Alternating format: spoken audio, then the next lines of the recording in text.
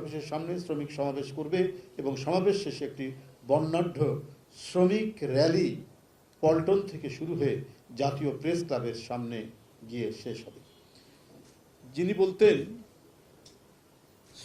শ্রমিক হচ্ছে আমাদের উন্নয়নের চাবিকাঠি, যিনি নিজেকে শ্রমিক হিসাবে পরিচয় দিতে গর্ববোধ করতেন এবং শ্রমিকের হাতকেই তিনি বলেছেন মানব সভ্যতার অগ্রগতির চাকা। তার নাম মহান স্বাধীনতার ঘোষক শহীদ রাষ্ট্রপতি জিয়াউর রহমান। শ্রমিক বান্ধব একটি রাজনৈতিক দল হিসাবে যখনই বিএনপি ক্ষমতায় এসছে তখনই শ্রমিকদের অগ্রগতি এবং তাদেরকে অগ্রগামী করার, তাদেরকে সবল করার আর্থিকভাবে এবং সব দিক থেকে এই প্রচেষ্টা বিএনপি চালিয়েছে। জাতীয় প্রেস ক্লাবের সামনে শেষ হবে এতদ বিষয়ে শ্রমিক দলের পক্ষ থেকে পুলিশ কমিশনার বরাবরে পত্র দিয়ে তাদেরকে অবহিত করা হয়েছে।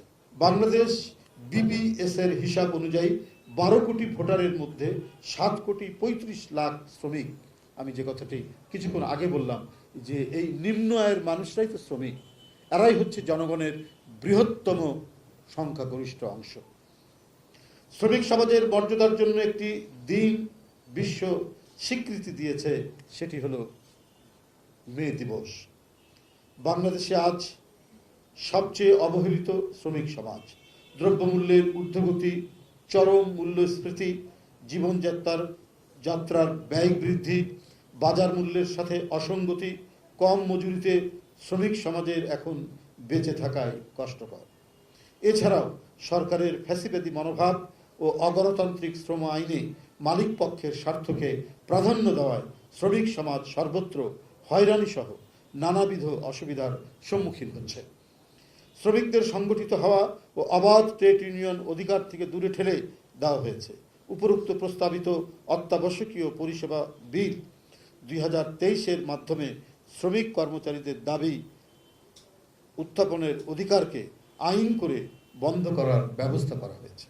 বর্তমান অগণতান্ত্রিক ডামি নির্বাচনের মাধ্যমে সাজানো সংসদ তৈরি করে একক ক্ষমতায় স্বৈরাচারী কায়দায় দেশ পরিচালনা করছে এই শাসক গোষ্ঠী। চাল, ডাল, তেল সহ নিত্য পণ্যের ঊর্ধ্বগতিতে শ্রমজীবী মানুষের জীবন আজ ওষ্ঠাগত।